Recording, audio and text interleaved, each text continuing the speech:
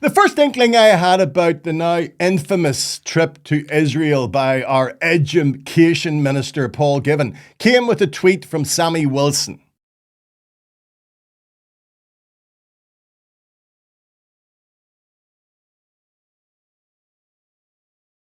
Terrorists supporting Gaza mob marches. Funny, isn't it, how if you kill 1,000 innocent Israelis, you're a terrorist, but if you kill 70,000 innocent Palestinians, you're a brave army.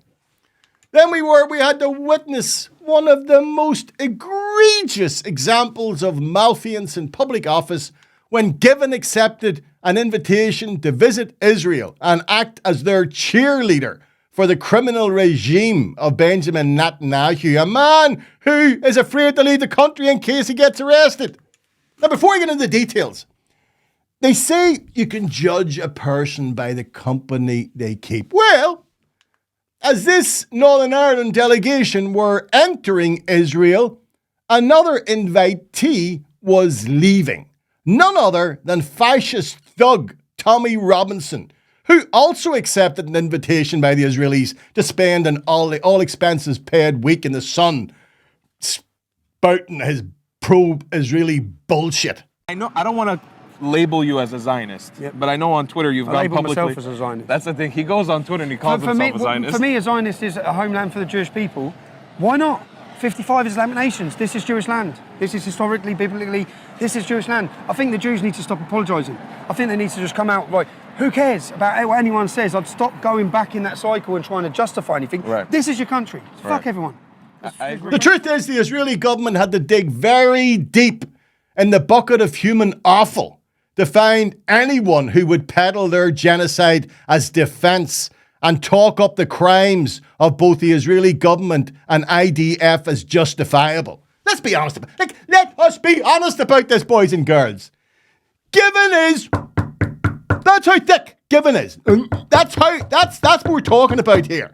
Anywhere else in the world, this idiot wouldn't manage to get elected onto a local council. Like, having him as our education minister is a bit like having Hannibal Lecter as Minister of Health. He's a buffoon. He's a fool. But as the Israelis have proved, he's a useful fool. And he can pushed into doing what they ask. I have no doubt at all that his ego was bolstered. I'm sure they rolled out the red carpet for him. But what he refuses to see is the red in that carpet is the blood of thousands of innocent Palestinian children slaughtered by the IDF.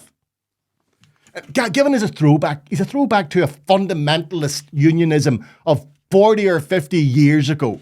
Back home, he's attacked integrated education and is not a fan of girls wearing trousers to school, pointing out that my 3 daughters, wear skirts to school as women should.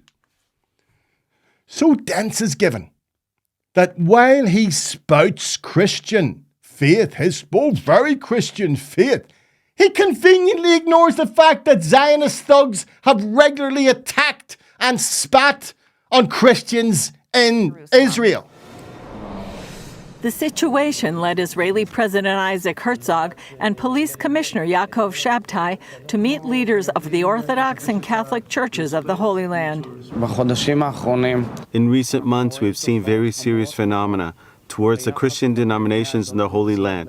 Our brothers and sisters, Christian citizens, feel attacked in their places of prayer, in their cemeteries and on the streets. Christians in Jerusalem's Old City say they are often harassed, spit on, and even physically attacked by religious Jewish youth. I view this phenomenon as extreme and unacceptable in any shape or form. This phenomenon needs to be uprooted.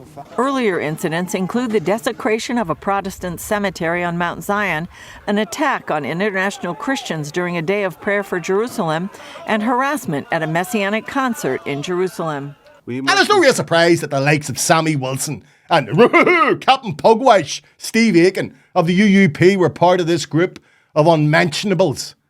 But it is important to be fair here. It is important to note that unionism is not a homogeneous blob.